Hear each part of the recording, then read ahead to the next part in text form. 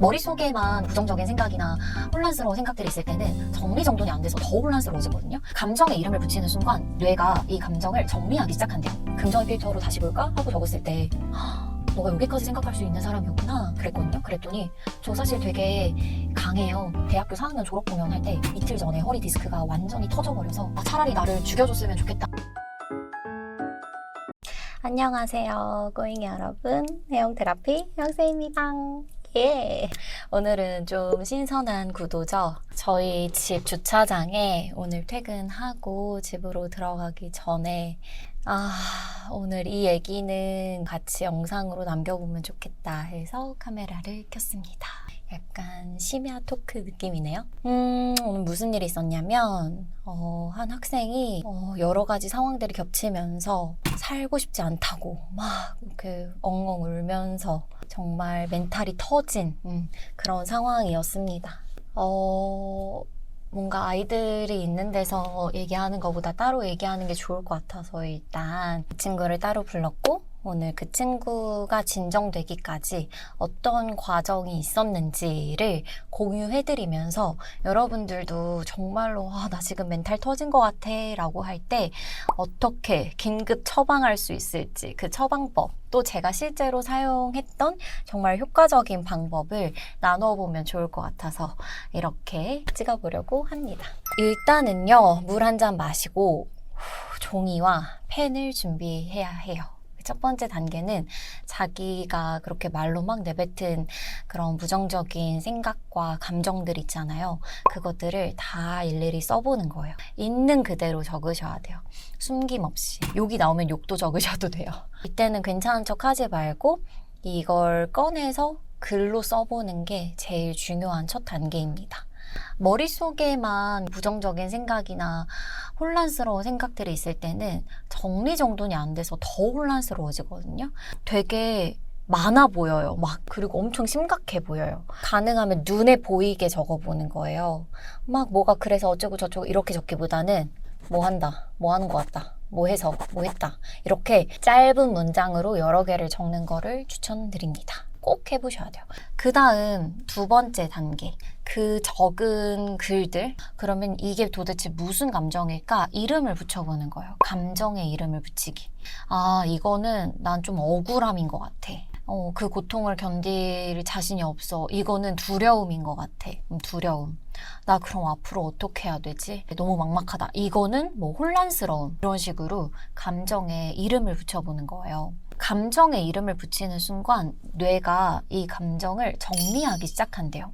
그리고 여기에서 되게 중요한 게 이해받았다, 인정받았다는 느낌이에요. 나도 내 감정이 어떤 감정인지 모를 때는 나조차도 나를 이해할 수가 없어요. 그래서 더 혼란스러운 거거든요. 저도 그 학생이랑 나란히 앉아서 내가 봤을 때 누구는 이래서 억울한 상황인 것 같고 이래서 이런 부분은 좀 두려운 것 같아. 그리고 억울함과 두려움이 왔다 갔다 하다가 앞으로 어떻게 하지라는 생각에 혼란스러움인 것 같아. 이 세 가지의 감정이 드는 것 같은데? 라고 얘기를 해줬더니 조금 편안해지더라고요. 얼굴 표정이. 그 다음 여기가 이제 중요한데요. 우리 한 줄 한 줄 마음의 그 소리를 적었잖아요. 그 다음은 이게 바꿀 수 있는 건지 바꿀 수 없는 건지 구분해 보라고 했어요. 바꿀 수 있는 건 옆에 동그라미, 바꿀 수 없는 건 옆에 X를 치라고 했고 시간을 돌려야 되는 건 바꿀 수 없는 거예요. 이미 일어난 일, 과거 혹은 내가 할 수 있는 게 아닌 타인의 시선, 다른 사람의 생각, 다른 사람의 선택은 내가 또 어떻게 바꿀 수가 없는 거죠. 그러면 X 표시를 하고 내 태도, 내 감정, 내 행동 이런 것들은 충분히 바뀔 수 있어요. 아니면 내 생각의 방향, 내가 도움을 요청할 수 있는 것, 내가 회복할 수 있는 어떤 루틴, 태도, 행동 이런 것들은 동그라미를 적어 보시는 거예요. 내가 동그라미 X, 동그라미 X 이렇게 적으면서 통제 가능한 부분이 있다라는 걸 보기 시작하면 그때부터 무력감이 조금씩 줄어드실 거예요. 그 다음에 그 X 동그라미 옆에다가 뭘 적어보라고 했냐면 긍정의 필터로 이 똑같은 문장을 다른 시선으로 다시 써볼까? 라고 이야기를 해봤어요. 왜 나한테만 이런 일이? 라는 문장을 적었다면 긍정의 필터로 이 일이 있어서 그래도 감사한 부분, 그래도 다행인 부분을 적어보는 거예요. 아, 그때 그거 하지 말걸 이라고 적었으면 그래도 그걸 내가 했었기에 지금 이런 내가 있다. 뭐, 아, 이거 너무너무 무서운데 대신에 하지만 무서운 건 금방이고 내가 충분히 그걸 이겨내본 경험이 있고 나는 사실 생각보다 강하다. 시간은 지난다. 이런 식으로 적어보는 거예요. 그랬더니 학생이 거기까지 쭉 적었어요. 근데 그걸 보고 또 제가 놀랐어요. 맨 처음에 적었을 때 아, 그래. 너의 날것의 감정이 이렇구나. 솔직하게 공유해줘서 고마워.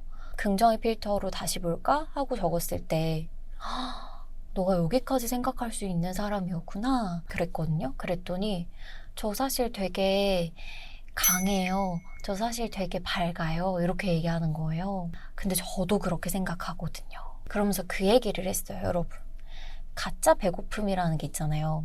배가 안 고픈데 배가 고프다고 느끼는 거. 그게 뭔가 진짜 배가 고파서 그러는 게 아니라 이 마음에 어떤 허기진 부분? 결핍? 갈증이 있어서 먹는 걸로 이제 채우게 되는 거잖아요. 그래서 우리가 가짜 배고픔에 속지 말자 이렇게 얘기하잖아요. 근데 저는 가짜 나약함도 있는 것 같아요. 나는 원래 나약한 사람이 아니고 강한 사람인데 그 상황에서 인정받지 못하고 이해받지 못했다는 그 결핍이 느껴지니까 가짜 나약한 모습이 막 나오는 것 같아요. 그래서 아까 이제 초반으로 돌아가서 막 엉엉 울면서 아, 살고 싶지 않다. 나 너무 무섭다. 이렇게 얘기한 거 사실은 가짜 나약함일 수도 있어요. 난 원래 강한 사람인데. 이걸 이제 알려준 다음에 마지막으로 해야 될 건요. 바꿀 수 있는 것도 있고 바꿀 수 없는 것도 있는 걸 우리 눈으로 봤어. 바꿀 수 없는 부분은 선택이라는 걸 해야 돼. 내가 부정 대신 긍정을 선택한다. 내가 불평 대신 감사를 선택한다. 이건 내가 주체적으로 선택하는 거야. 사실 제가 이렇게 그 학생을 이해하고 조언할 수 있는 게 저도 비슷한 경험이 있어요. 제가 오랫동안 허리가 안 좋았는데 10년 넘게 그냥 아픈 고통을 달고 살다가 대학교 4학년 졸업 공연할 때 이틀 전에 허리 디스크가 완전히 터져버려서 다리가 마비가 오고 감각도 안 느껴지고 발가락도 안 움직이는 정말 그런 상황을 겪었었고 그때 정말 아, 차라리 나를 죽여줬으면 좋겠다 하는 고통을 느꼈었어요. 정말 뭘 해도 아파요. 서 있어도 앉아도 누워도 살아있는 게 그냥 아픈 그 상태로 수술까지 몇 주를 기다리면서 저한테는 정말 지옥 같은 시간이었거든요. 근데 더 힘들었던 건 그 수술 이후에 와, 진짜 밑바닥부터 내가 다시 시작해야 된다는 지금까지 내가 쌓아왔던 것들을 다 잃어버렸고 그때 소원이 남들처럼 평범하게 걷는 거 쩔뚝거리지 않는 거. 이 신경이 돌아올지 안 돌아올지도 모르는 상태로 막 수술방에 들어가고 했던 그런 순간들을 겪으면서 충분히 멘탈이 터지고 충분히 나약해질 수 있는 상황이었지만 그때 저는 훨씬 더 강해지고 단단해졌다고 생각하거든요. 그럴 수밖에 없었던 그 마인드셋이 뭐였냐면 저는 제 좌우명이 있어요. 모든 일은 결국 다 내가 잘 될 방향으로 가고 있다. 그런데 이 일이 일어났다면 이 일은 나를 더 강하게 한다. 이 일이 나한테 지금 가르쳐주는 게 뭐지? 이렇게 계속 내가 이 일로 내가 배울 수 있는 게 뭐지? 가르쳐주는 게 뭐지? 하면서 교훈을 얻었던 것 같아요. 저는 그 시간이 있었기 때문에 타인의 고통을 이해하고 정신력이 깊어지고 감사의 감각이 생기고 진짜 감사. 걷는 거, 먹을 수 있는 거, 옷을 입을 수 있는 거, 밖을 돌아다닐 수 있는 거, 살아있을 수 있는 거, 기본적으로 그 통증이 사라진 모든 게 감사. 그때는 영화 보고 싶어서 제가 얼마나 허벅지를 꼬집으면서 갔는지 몰라요. 그리고 복대 차고 있어서 옷도 마음대로 못 입고 마약성 진통제가 너무 심해서 약을 먹으면 계속 토하고 막 살이 41kg까지 빠지고 다리가 완전히 오다리가 되고 가슴 엉덩이 다 납작해지고 정말 볼품없게 됐었어요. 뭘 해도 아프니까 24시간 아프니까 그냥 그게 약간 사람을 미치게 만들었는데 이것들을 겪고 나니까 이 얼마나 감사해요. 이 모든 것들이. 그리고 내 몸을 좀 더 소중하게 아낄 수 있는 거. 그리고 그때 겪었던 수많은 감정들을 배울 수 있게 된 것 같아요. 감정의 깊이가 생긴 거. 그래서 사실 그 아픔의 시간을 겪어냈기에 지금의 그 테라피, 해형 테라피가 있다고 생각을 하거든요. 또 그때 책도 정말 많이 읽고 막 앞만 보고 경쟁 사회에서 달려만 가던 제가 멈추고 제 속도를 찾아가기 시작했던 것 같아요, 그때.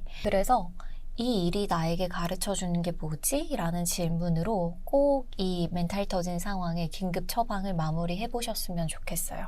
멘탈이 터지는 거는 절대 여러분들이 약해서 그런 게 아니에요. 제가 겪어보니까 정리되지 않은 감정이 한꺼번에 밀려올 때 그때 약간 나 멘탈이 이런 생각이 들더라고요.